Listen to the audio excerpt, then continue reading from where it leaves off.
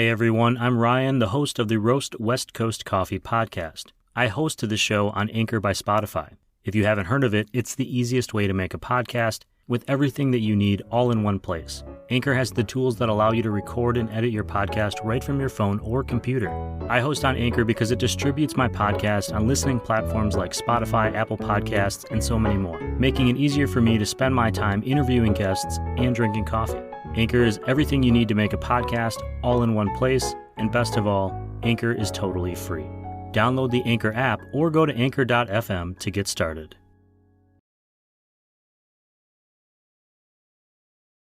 There's something I'm missing here, and I want to bring it in to the story. When Brian and I, separated ways, and I took on Sivetz on my own, there was somebody who helped me through that phase, and who I couldn't have done this without. There's a good friend of mine who I met at the coffee shop, who his name is Bob Oldfather, and he is just a very experienced business person, engineer, just kind of one of those all-around guys that can do it all. He was kind enough to allow me to move into his shop. He has a really big shop on his property. He allowed me to move in there and spend the last 2 years going through the R&D phase of getting it up to where it is now, and was a big part of the engineering side of things. I'm not an engineer. I am not wired that way. But Bob was that kind of arm for me, and lent a hand when it came to the engineering side of developing different various parts of the roaster. And so his contribution has been invaluable to me, and allowing me to have that space, and also providing that input and that knowledge and the tools. This guy has more tools than you've ever seen in your life. I mean, he just has something for everything. And that's been kind of the amazing part of it, is getting through this in a fairly small shop. I'm just so grateful for what he has done for Sivetz, and for giving me that opportunity. We're now in the process of moving to a fabricator who's also going to assemble for us in Portland. They have a lot of experience in this field, and I'm really looking forward to accessing their expertise and their knowledge to continue to improve how we build the roaster and how it functions. Very cool. I mean, it is really important to just have those people that support you, even if they weren't part of that original plan or that original thought. They sort of appear when you most need them. Yes, this has all been self-funded. I'm pretty deep on a personal level financially. Didn't have deep pockets to invest in all of these kind of R&D steps. And just having these people in my life, and having access to these resources, again, through like the SBDC in Business Oregon, OMEP, I can't forget OMEP, Oregon Manufacturing Engineering. They have also been a big help in getting it this far. And I couldn't have done it without having access to those people, trying to really get this done on a very small budget.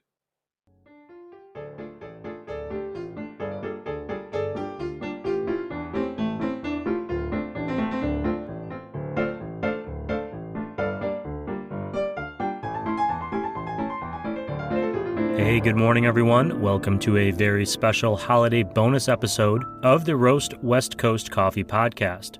I'm Ryan Wolt, and this is the show where I bring you the stories of coffee people. We're in between seasons 6 and 7, but I recently had a great chat with Michael Barthmus. He's the CEO and the man behind Sivetz roasting machines in Hood River, Oregon. Sivetz is a name that has been around in coffee for more than half a century. The founder, Michael Sivetz, wrote a more than 700-page book about coffee processing technology in the early 1960s. And later, he started his own company designing and manufacturing fluid bed coffee roasters inspired by his own frustrations with the efficiency and the effectiveness of the traditional drum roaster. In a Sivetz roaster, the coffee beans aren't spun in a heated drum. Instead, a steady stream of forced heated air rotates the mass of beans in a cyclone. The heated air allows for the rapid and uniform transfer of heat to the beans and a greater level of control. At least that's what I learned on the Sivetz website. Unfortunately, Michael Sivetz passed away in 2012, and for a time the brand was in a state of flux, and I believe even went dormant for a moment, until a local coffee shop owner, today's guest, Michael Barthmus, decided to revitalize the brand and reconfigure the iconic roasters with some new designs and technology options. You can learn more about the history of Sivetz while you're listening today by visiting Sivetz.com.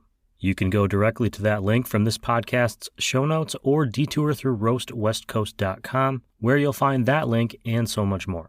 To set the scene, I was chatting with Michael while a winter storm was raging outside my home in Southern California. On the other side of the video chat was Michael, a dapper-looking gentleman with a lovely-looking fireplace in the background. I was pretty envious of how cozy it appeared, and I was excited to see him because I hadn't interviewed anyone in a while. But interviewing and recording is a skill like anything, and I was a little rusty. There was just a bit of technical difficulty, and the first 2 minutes of our chat are lost in the ether of the internet. I'm going to blame that storm. So we're going to jump into this conversation as Michael is talking about his first coffee experiences. Wherever you are, settle in. I hope you're staying warm, and you have a steaming hot mug of coffee to enjoy as you listen to this conversation with entrepreneur and the CEO of Sivetz Roasting Machines, Michael Barthmus, on the Roast West Coast Coffee podcast.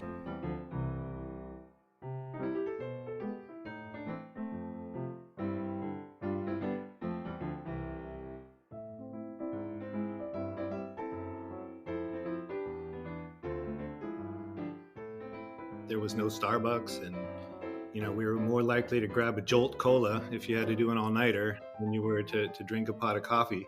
So I didn't really grow up with it per se, but then I was living over in Germany for all of the 90s, and there's just a strong Italian influence in most of Germany, most of Europe.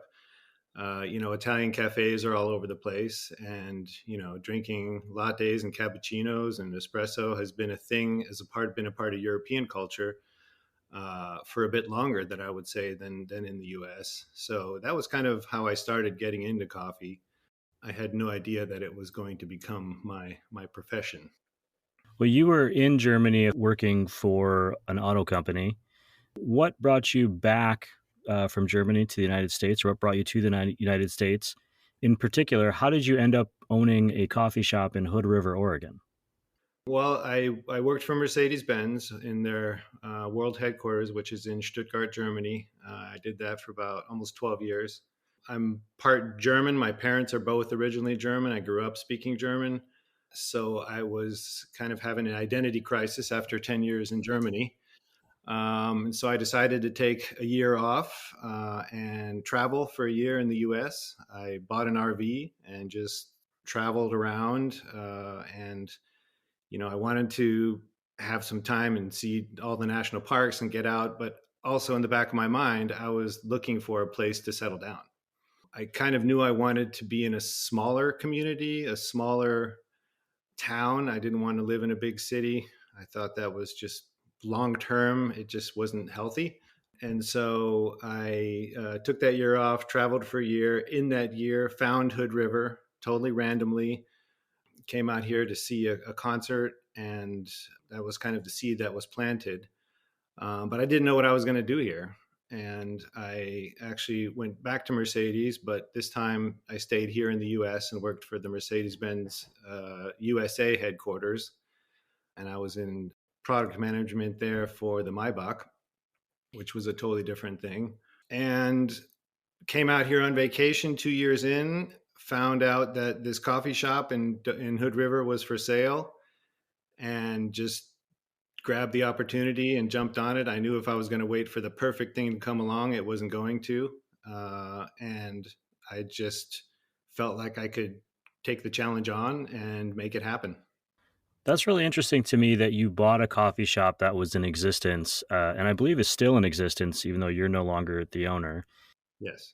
How did you assimilate into that community?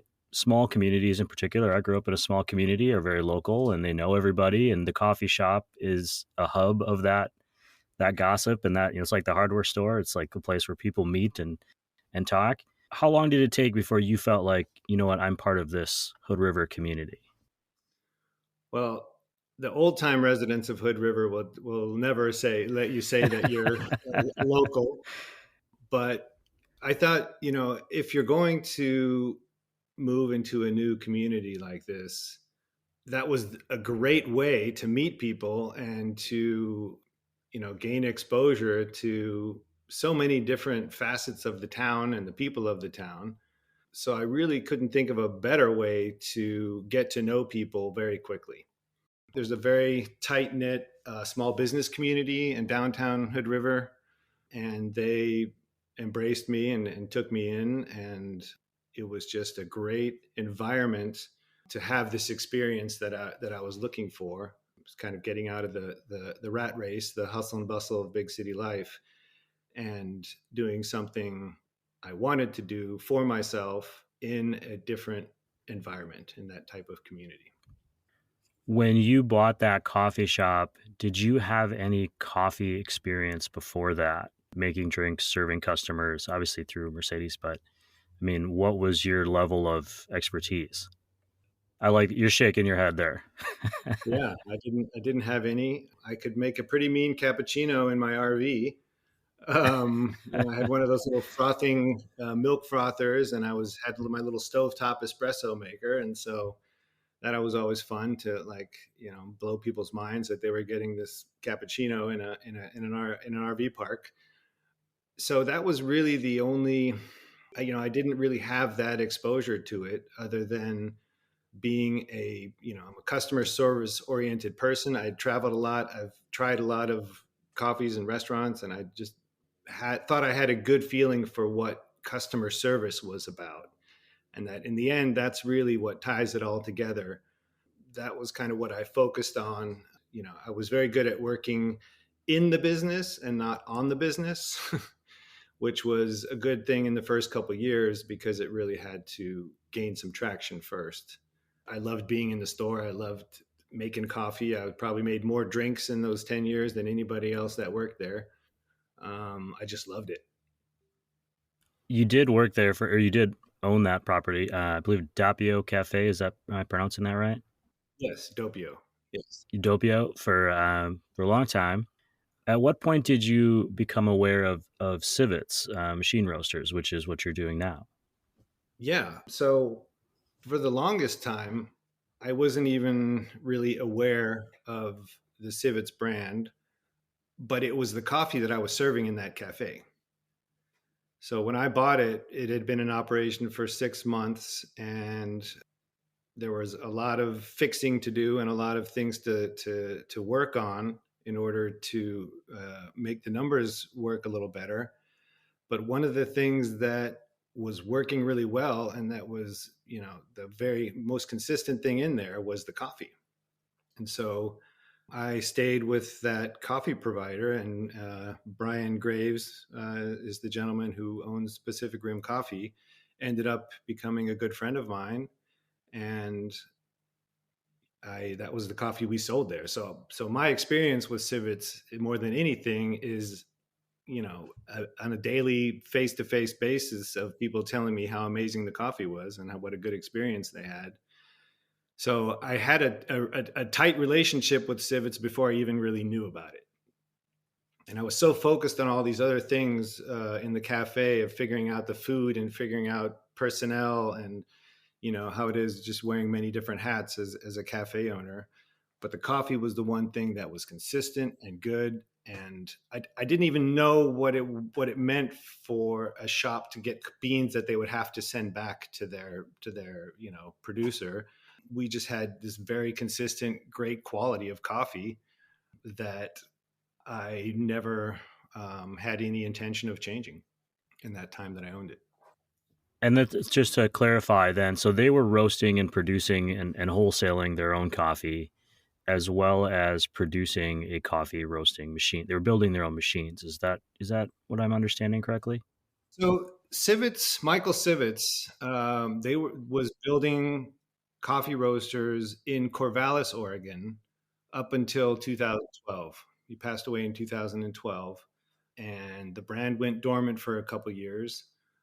And then the gentleman that I was getting my coffee from, Brian, stayed in touch with the Sivetz family, and he's the one who ended up acquiring the brand from them and bringing it back to Hood River. And I joined forces with him in 2019 to get to start and to kind of get it off the ground again. And so he's the one who originally was able to connect with the family and acquire. There's no patents left. There was no patent on anything. The patent that Michael Sivetz had gotten was back from 1976, and so it was, it had run out in like 1998 or something. So there were no patents. So it was really just about the brand and about the Sivetz name and the technical drawings and all of the things that we got that showed us how the roasters were built. So, and this is where things get really interesting to me. You took on a brand name that existed that people in Oregon, certainly, and people that were using those roasters were aware of. You are coming not necessarily from if you're coming from a cafe or a coffee experience and from Mercedes, you have some product experience, but you are going to start recreating a roaster that is your own, building a new coffee roaster that is your own, but also with that influence of the Sivetz brand and Sivetz name. Yeah, I'm hoping you could explain to me real quick what it is Sivetz is doing now, what your company is doing now. And real quick is a terrible way to ask you to do that because I'm sure it's hard to break down into a short thing. But what is the product that you're building, that you're out there pitching now? And how did you go from working with Brian to acquire this name and to get involved in it to having a product that you were offering the world?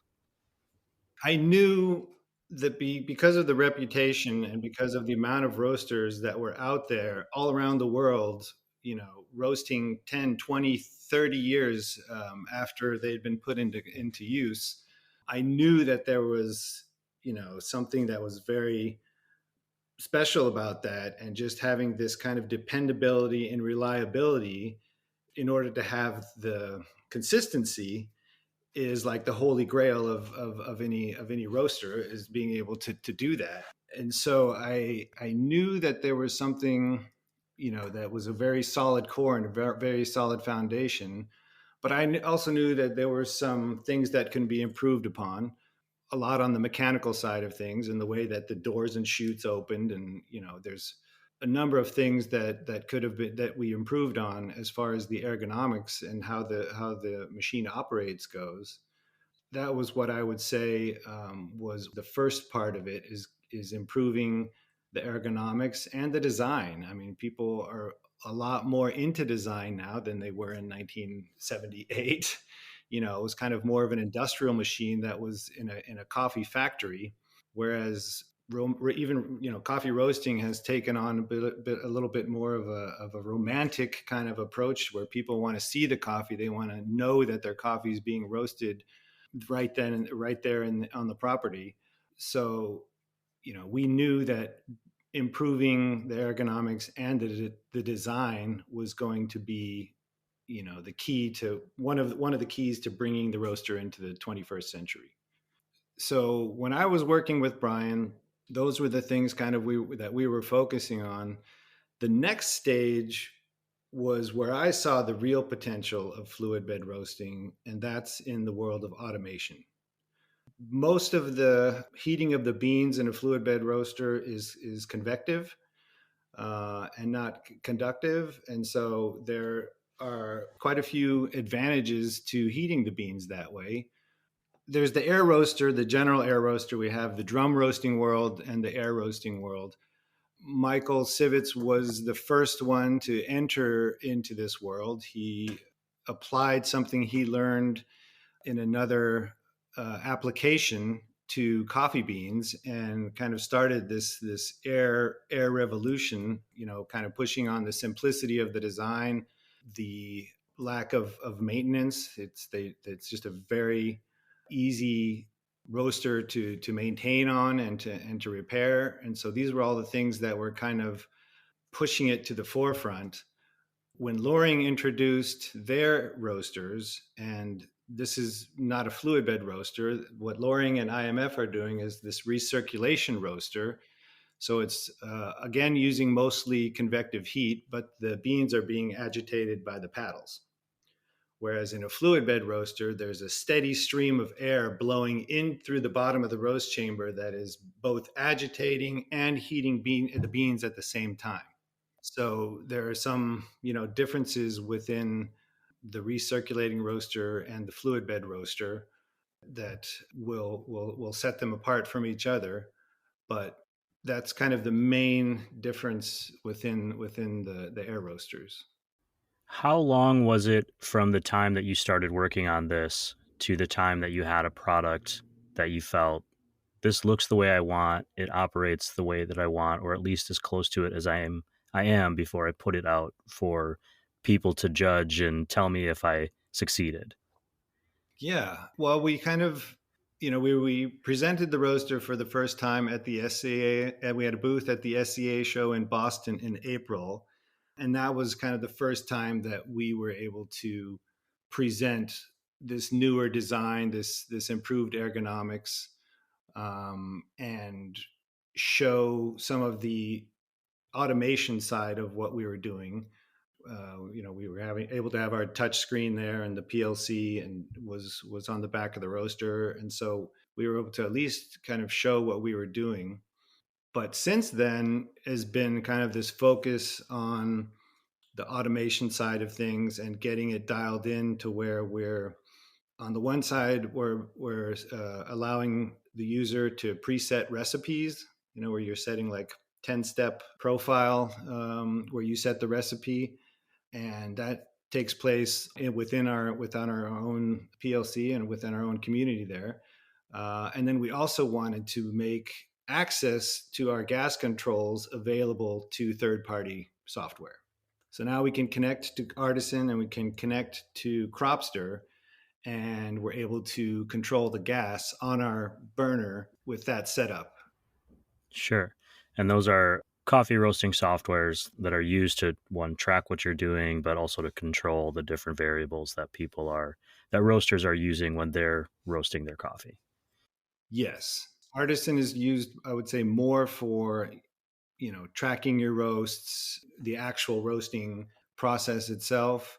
Cropster is more of like an all around, business model that roasteries use, bigger production roasters use to run their whole operation, where it's tracking their green bean inventory, and, they can put all their cupping notes and everything can kind of exist in one ecosystem that also allows them then to control our roaster with that software. How has this experience of, I mean, you're essentially you're designing a product and now you're manufacturing it. And I believe you're manufacturing it in Oregon. That just seems so overwhelming to me, for one. But how does this compare to, that 10 years running the cafe where every day is its own kind of entity?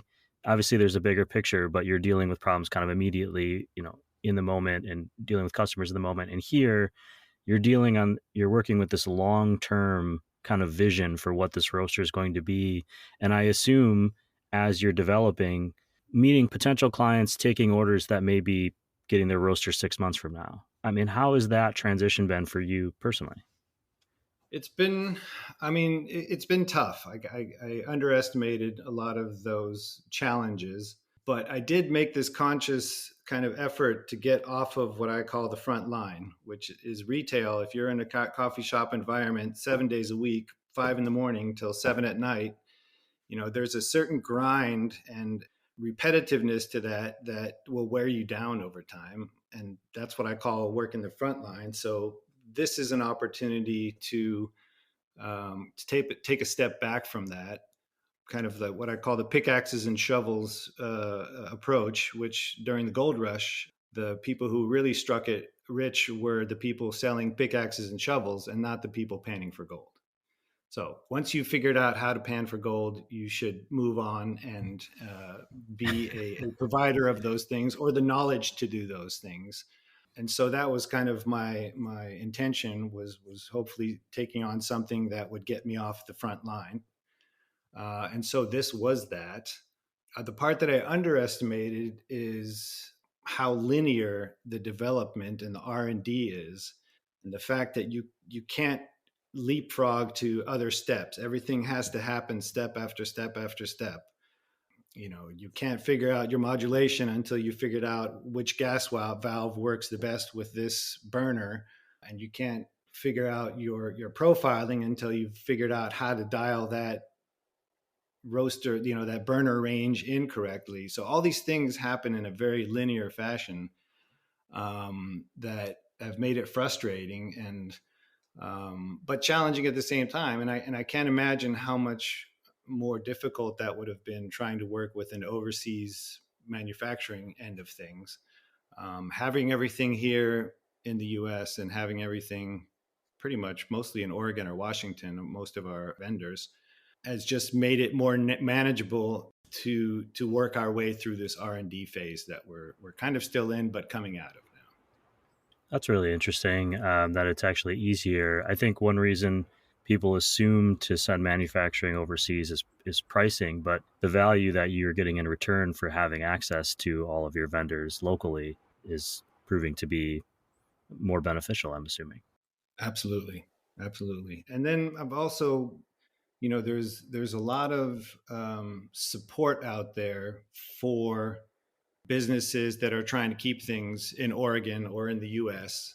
So one of my great discoveries has been the relationships I've established with Business Oregon and with the Small Business Development Center, um, who have provided numerous grants and opportunities to help get me through this phase. They understand kind of the struggles and the difficulty of getting something like this off the ground, and have been just fantastic to work with, and provide me more resources and provide me with connections to the people that were able to get us to the next step. I think that's an important just lesson or a reminder, even for myself, as you're saying, and I'm thinking about it selfishly, but you don't always have to do everything alone, especially when you're building something new that will hopefully uplift your community and the business community as well. You come from an entrepreneurial family, or you're married into an entrepreneurial family. I believe your wife owns a business as well. How do you guys work together, inspire each other, or what kind of push and pull is there from having more than one person who is pursuing this effort, which can be challenging individually, but certainly when you're a team, there's different rules. Yeah, and also we have a 7-year-old, so that kind of adds even more. My wife Christine has been a huge influence on me and has been kind of my backbone and getting me through these first couple years of getting this off the ground. And having kind of that business mindset has really helped me, to have somebody to bounce all these ideas off of. And she has helped very much form how this company has evolved. We were, for a while there, she had the jewelry store and I had the coffee shop. Two retail operations was a bit much. That was just, relentless, especially with mine being the 7 days a week one. It never let up. So having one retail operation now, and having one kind of this manufacturing company, it seems to be working well as far as separating those things and being able to help each other out. Sure. And it's just the logistics of life. For anyone listening, I know we have a lot of listeners who are either in the industry or aspiring to be. That 7 days a week thing you've mentioned a couple of times, that's something I'm familiar with. It really is more, it almost feels like more than 7 days a week, because when you're not at work, you're still at work. Sure. And your mind is still working on it when you're taking your kids to school or when you're getting groceries. There's never really a break. And being the face of the community, I'm soapboxing a little bit now, a face in the community, people will recognize you and say hello, and you have to be on, in a way you don't have to be at home, or if you're behind a desk somewhere, which is just a different challenge. What's something that you've learned since kind of taking over this company that has surprised you or is kind of a lesson that you're going to be taking with you as you're moving forward? We've had a lot of curveballs thrown at us.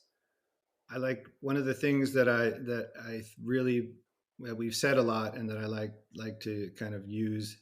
You don't know what you don't know.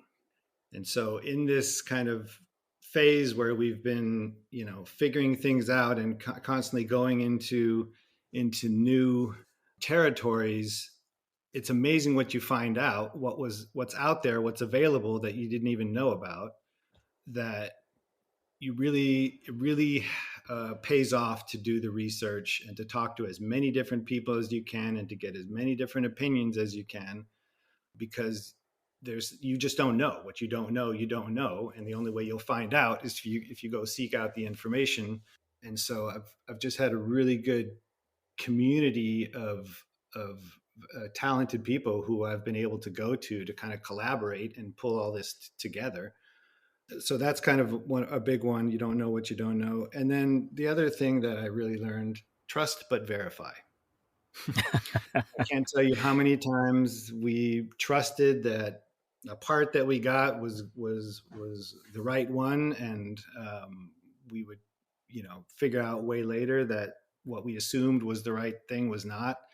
We spent a couple weeks going down a rabbit hole uh, when one of our thermocouples was the gentleman who set it up said is definitely set up to be a J type thermocouple, and we just couldn't get it to work, and the readings were all over the place. And finally, after weeks and weeks, someone made us go in and check it with, stick the thermocouple in a cup of boiling water, and it should read 212, and it wasn't. And so we knew that something else was off, and then we figured out it had been programmed for a K-type thermocouple and not a J-type thermocouple. So if we'd have verified that and not just trusted it, we would have saved ourselves a lot of work and a lot of banging our heads up against the wall trying to figure out why these readings were all over the place. Sure. I think my dad told me that as a joke 20 years ago, 40 years ago about, when you hire someone to come and fix your tractor or your washing machine or whatever, and they come in and they bang around and it's still broken. Someone else comes, they bang around, it's still broken. And finally you hire the person who's charging 10 times as much and they walk up and they do one little thing and it's fixed. You're not paying them for fixing it. You're paying them because they knew how to fix it. That's right. And, or how to fix something. And so that's kind of what you're learning. Yeah.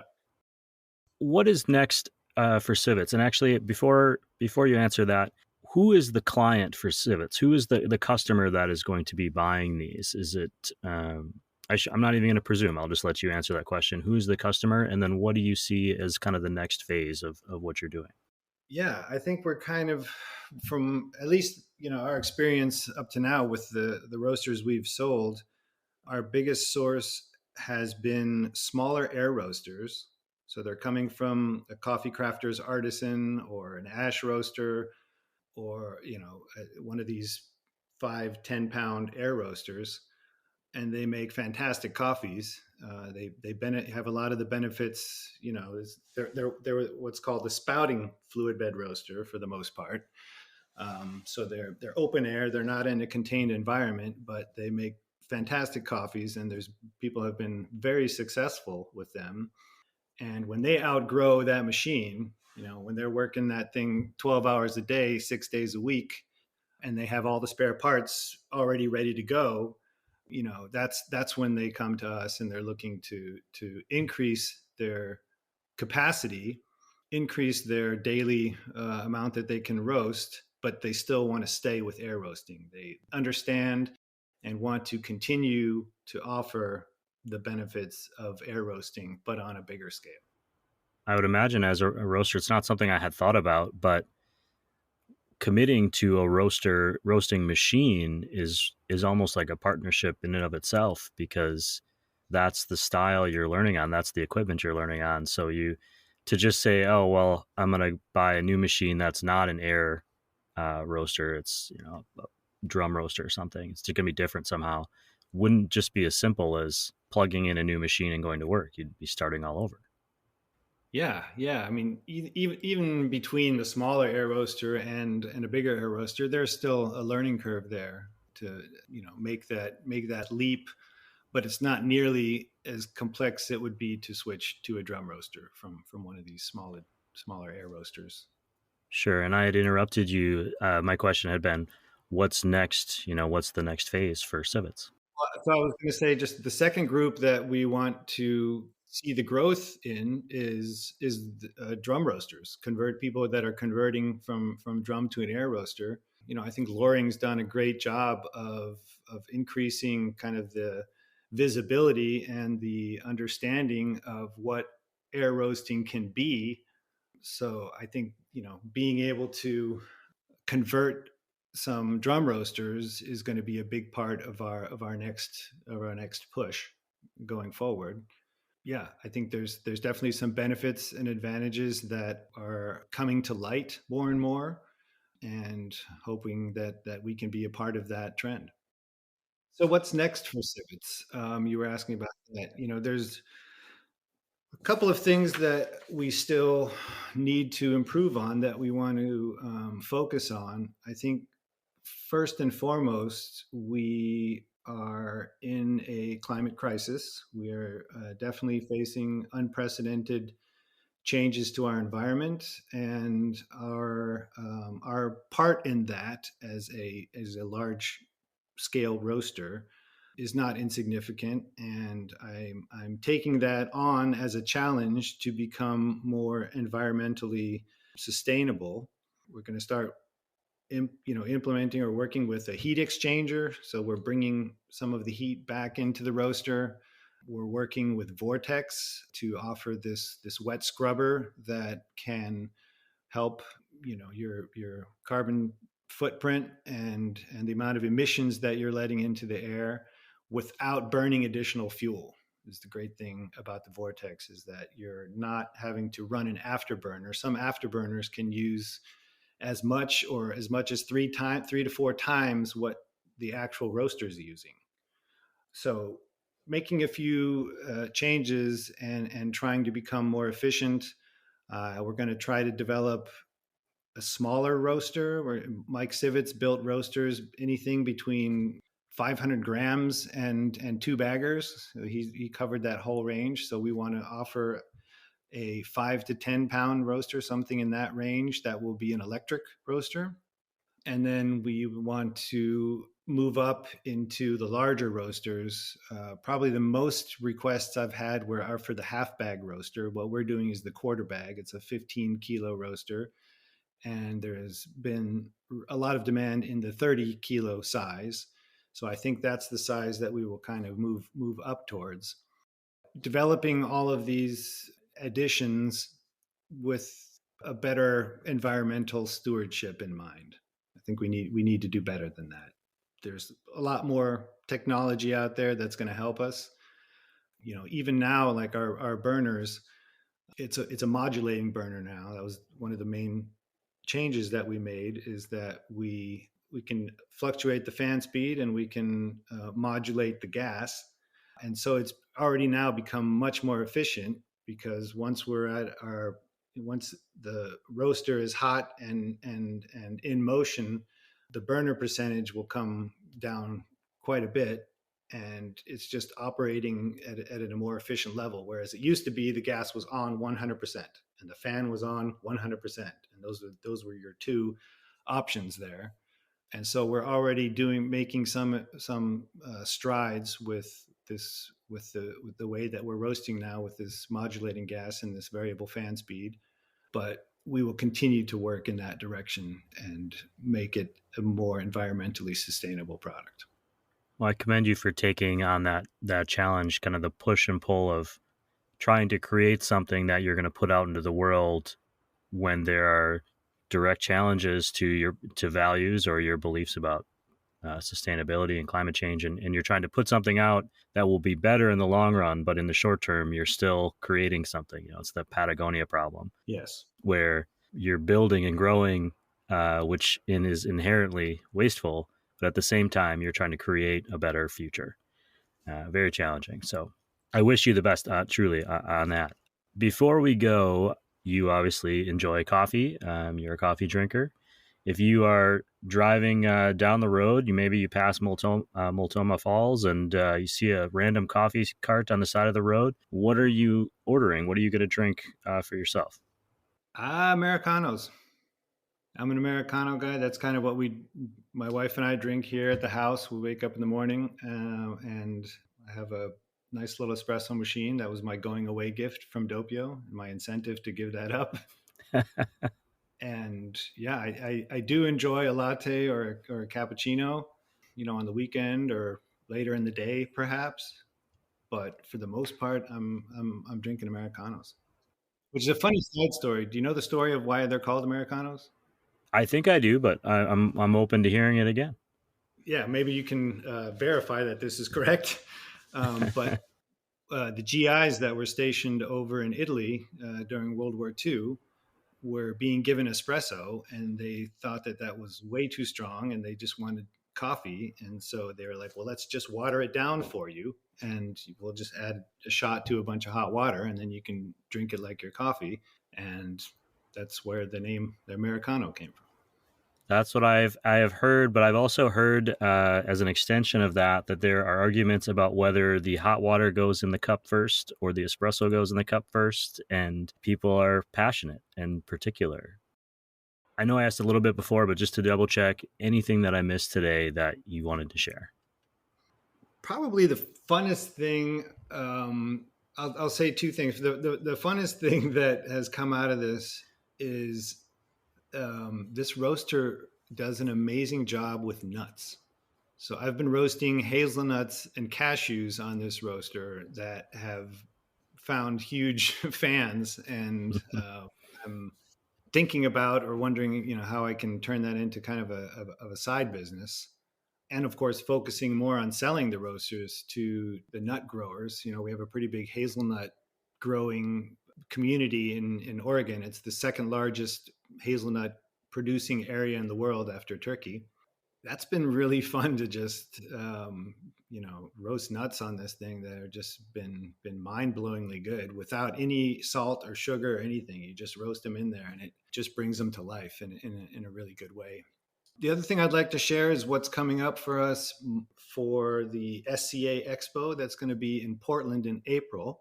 We are going to have a booth there again. We'll have a 10 by 20 booth that we'll be displaying at. We'll have a roaster there for that. And then we're also planning an offsite event that will be a few blocks, hopefully, from the convention center, where we're going to be able to roast and do a demo on one of our roasters that's actually hooked up and roasting coffee. We can't really see that in the convention center. You're not able to roast in there. And so I'm really excited to be, hopefully we're partnering with Cropster and with Vortex to arrange this event at a roasting co-op.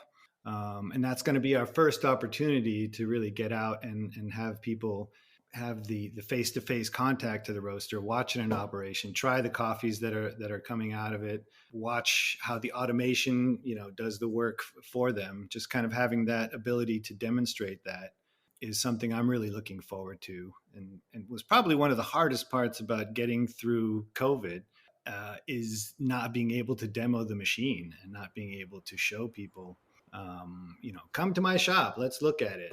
No, thank you. That was, one of the tougher parts of going through it, going through COVID, and while trying to start a manufacturing company, was not being able to bring people in. But having that opportunity at the expo is something I'm really looking forward to. And I hope that the people in the Northwest especially are going to come out to Portland and come by and see us. Very cool. I believe that I will be there, so maybe I'll get a chance to go to that demo. Very exciting. Great to meet you. And I'll keep an eye out for Barthmus nuts in the future. And Michael, I really appreciate, one, that you're taking on this challenge, especially taking on a manufacturing challenge in the United States, which obviously there's been a push for in the last couple of years, but you're actually doing it. And two, just for taking time to chat with us about what you're doing. It's been a great pleasure. Thank you so much for taking the time and giving me the opportunity to present the new Sivetz.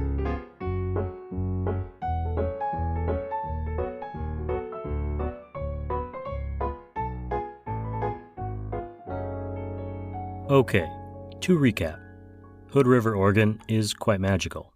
Think good coffee and beer, shout out to Freem Brewing Company, and windsurfing and waterfalls. If you happen to find yourself in the Pacific Northwest, it is worth the detour. Michael got into coffee while in Germany in the 1990s, but at the time there wasn't any reason to believe that coffee was in his career future. Fast forward a bit and he buys a young coffee shop in Hood River. That coffee shop, Doppio, still exists. He ran that business for years, but in looking for an opportunity to step back from the day-to-day of retail, which I can confirm is relentless, he found a new home with Sivetz roasting machines. It speaks to the concept of right place, right time. If Michael hadn't bought a coffee shop that already had a relationship with the Sivetz family, who knows where he'd be now? Where he is as the head of Sivetz roasting machines, which domestically manufactures the SRM15 fluid bed roaster, and that's pretty cool. It's been updated from the original designs, but it is based on the original Sivetz roasters.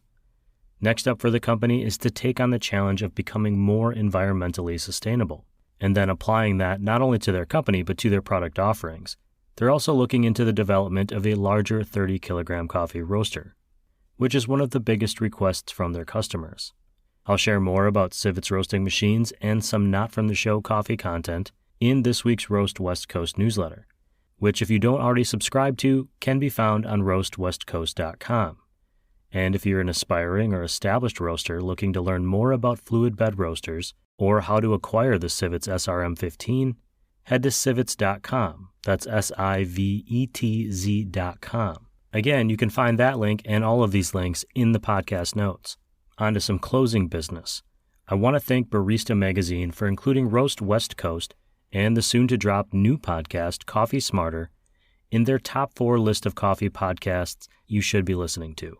I'm personally stoked to be included in that list, along with the Cat and Cloud podcast, which is one I love as well. I'll share the link to the article on roastwestcoast.com. And you should know that we've already started recording the new show, Coffee Smarter, which only exists because listeners like you were asking for a podcast that focused specifically on brewing a better cup of coffee and having a better coffee experience at home. The first episode of the Coffee Smarter podcast will be released Wednesday, January 4th, 2023. But you can follow the show on Spotify now. Search for Coffee Smarter and hit the follow button so you don't miss it in your feed. A second bonus episode of the Roast West Coast Coffee podcast, featuring Nettie Taylor of Regen Coffee in Bandon, Oregon, will be released on Thursday this week, so you'll definitely have new content to listen to while getting packed for the holidays. Before I go today, I have a few coffee industry partners who I depend on for expertise and a bit of financial support. I've been lucky that I only have to partner with brands I really believe in, and I feel good telling you to support. You'll find links to these partners in the show notes, in each newsletter post, and even on the front page of roastwestcoast.com. So a shout out and a big thank you to Café Laterre, Moster Coffee Company, Steady State Coffee Roasting, Camp Coffee Company, Coffee Cycle Roasting, Ignite Coffee Company, Maria Coffee, Cape Horn Coffee Importers, Zumbar Coffee and Tea, and Ascend Coffee Roasters. A special shout out to Alden Hazuri, who recently left Café Laterre to turn his focus onto his own roastery, Crossings Coffee. And thank you to everyone else for listening and supporting this show. This episode of the Roast West Coast Coffee podcast has been written, produced, and recorded by me, Ryan Wolt. I hope this episode has found you happy, healthy, and with at least enough sanity to make it through the day. Always tip your baristas, and be sure to drink good coffee.